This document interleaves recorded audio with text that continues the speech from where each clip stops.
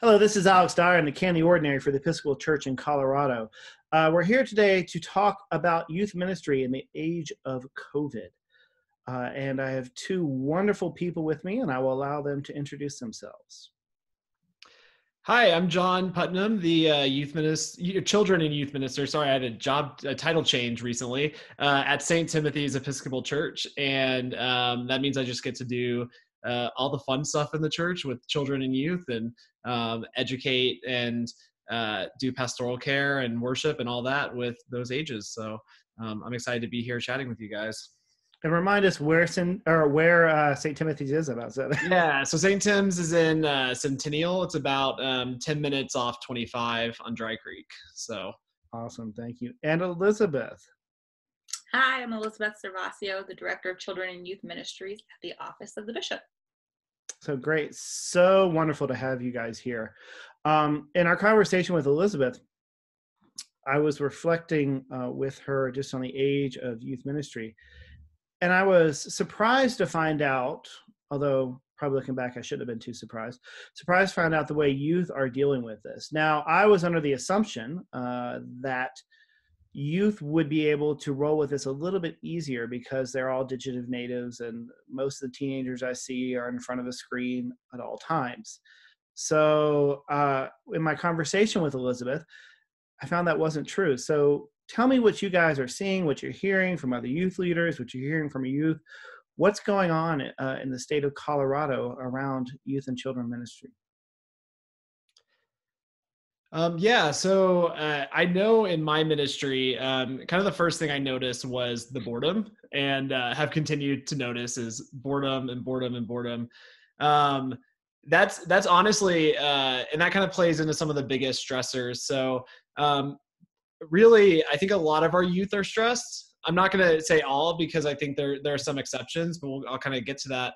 I think what's sort of happening is, and we're now done with school, so there's actually going to be, I think, kind of a shift in what the problems are going to be. But you had to go very quickly from school in person to school online, and really for a lot of kids that took away their favorite thing about school, which was socializing and being with their friends. So you still had some of the stress of school. Now some districts did things like they would your grade point average couldn't go down, for instance, once you started online, but there was still a lot of stress around that. There was a lot of stress for parents and having to now kind of really help and motivate their kids at home and sort of be the teacher at home. So that was a big stressor. And just the boredom again, not being able to see friends is a big one. So something, I was listening to NPR the other day, and they were talking about how youth are, particularly in middle school, they're at the age where they're learning, their parents have stopped being kind of their idol and who they're sort of looking to, and it's starting to become their friends. And so that's developmentally something that's happening, but it's a challenge for that to happen when you can't interact and engage with your friends. So when I get on, my youth group Zoom call, it's a lot of, we're bored, which for some kids is very like anxiety producing. Mm-hmm. I think because like you said, they've grown up in an age where you've always had a screen, right? You've always kind of been entertained or found a way to entertain yourself. Well, I think they're kind of pushing the limits of that. It's kind of, and it's almost from talking to other youth ministers. There was another youth minister in the Dio who was like, yeah, our kids are just done with screens. They're all reading books now, which is a great thing, so it's not that it's all negative. It's a great thing that kids are opening up books. Hey, that's awesome. But it's definitely, they're just having a hard time not being able to interact with people, not being able to, kind of naturally develop in the ways that they're supposed to. And that's really hard on a lot of kids. And so I think I would also say that, and I don't think I've heard as much of this, but I think it's kind of this could sort of go both ways. Let's say a kid before all this happened was being bullied at school. Mm-hmm. I say it kind of go both ways. So I think there's kind of almost a relief of like, oh man, I don't have to go and like if I was unpopular or something. Or I know like one kid in my youth group is an introvert, and he is just thriving. He's like, I get to play video games all day, and I'm an introvert, and I don't need to talk to people, and this is awesome. So for him, it's great. But still there's those ways to socialize online. So something that I heard kind of from just from some reading is that part of what's happening with the boredom is that, when kids are talking to each other, they're able to get on their phone and talk to each other, but because nothing's really happening, nothing exciting happened at school that week, or there wasn't the soccer tournament or the school play or whatever, they don't have anything to talk about. Mm-hmm. Always kind of, and that's what I'm seeing in youth group too. It's always sort of the same, like, yeah, we're okay. Nothing's really changed. We're bored. There's nothing really to talk about. So even though you might have connection with your friends, there's not things that, are keeping the conversation going. Mm-hmm. So that's a stressor too for a lot of our kids. And I'll what about you, Elizabeth? What are you hearing? Across the board, we're hearing that kids are just over it. They don't want to be in front of the screens. They had enough of that with school. And like John was saying, they are on their screens talking to their friends and playing games and things like that. So adding one more screen event through faith formation is it's too much. I've heard from different leaders and from my counterparts across the wider Episcopal Church that their kids they want that in person. It's part of their developmental milestones, and they're not getting that. And it's hard. And that's something that we can all attest to. It's hard for us as adults. It's equally, if not more so, hard for teenagers, because while we can see, we just have to wait it out. We've got to make some changes, and we can't go back to the past. We're going to move forward, and it's going to be a better future. Kids' brains are still developing, and they haven't hit that long-term decision-making or being able to see that far out. So when things are bad, they are really bad, because that's the moment that they're in, because their brains aren't done developing. And so when you add all of these different components of just being a teenager in general, going through hormonal changes, brain developing, all of those milestones where you need to be with other people, they're not getting that. And so it's just making it just twice as hard.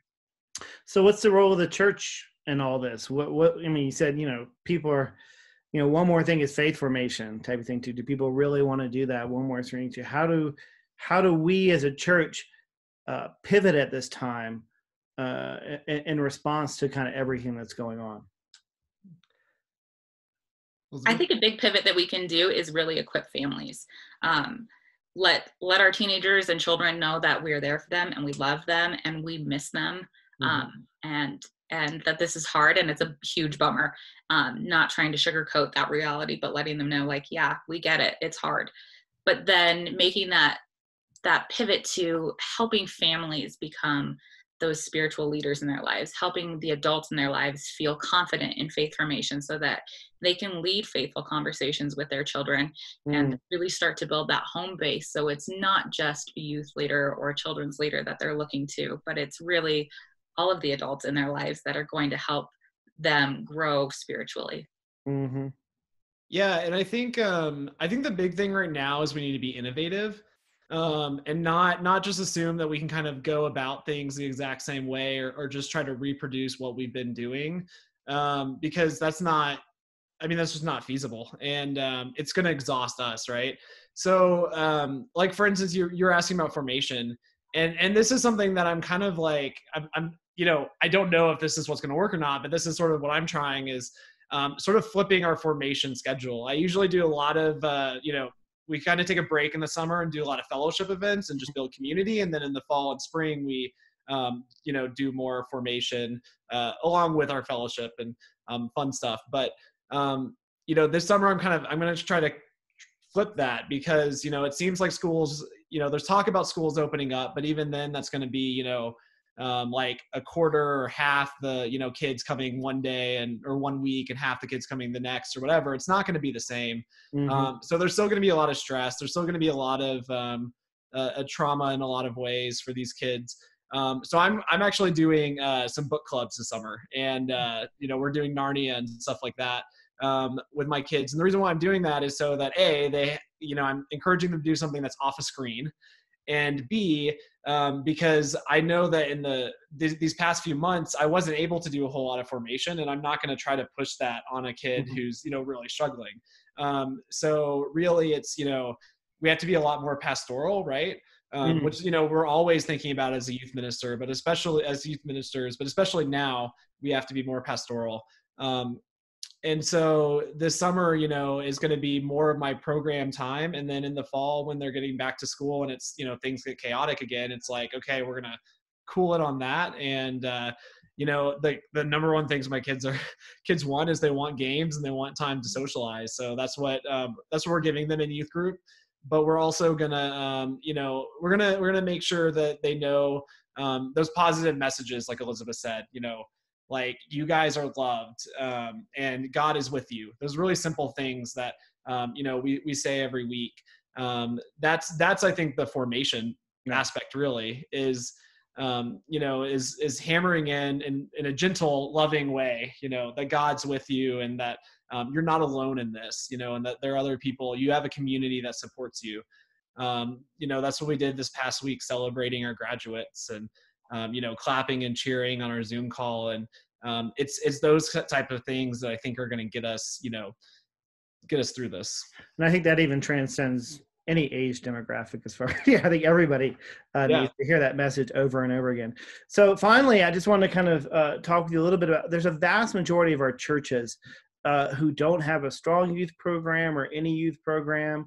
There's a vast number, probably even within churches, people who don't have kids at a youth group or any kind of children formation. How can they support youth ministry during this time?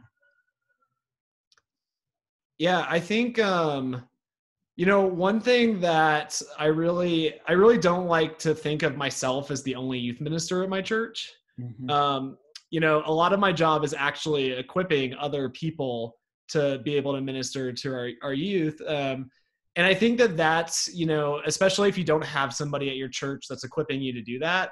I think the best advice that I've ever been given about volunteer ministry, or about to give volunteers, or to give people that are kind of like, oh, youth, like I can't relate, I can't I can't work with youth, I'm not cool enough, whatever, is that you don't have to relate to them, you don't have to get them 100%, you just have to love them.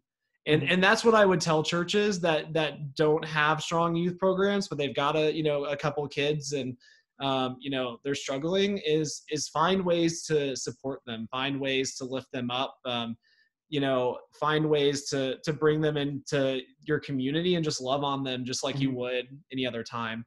I think that's what all of our kids really need right now, is just love and support, and to know that there's a community behind them. And I would say the same thing. Love them, show up for them. I have echoed those same words that John said. You don't have to be the cool person that relates to the kids 100% all the time. You just have to show up. And having an adult that isn't their parents, isn't their aunt or uncle or family member, show up and let them know, hey, I care about you. The church cares about you. We're here for you, is huge. And kids respond to that. And so I would say, get the address of kids in your church, talk to their parents, ask them if it's okay to send them a letter, write a letter to them. We love getting mail.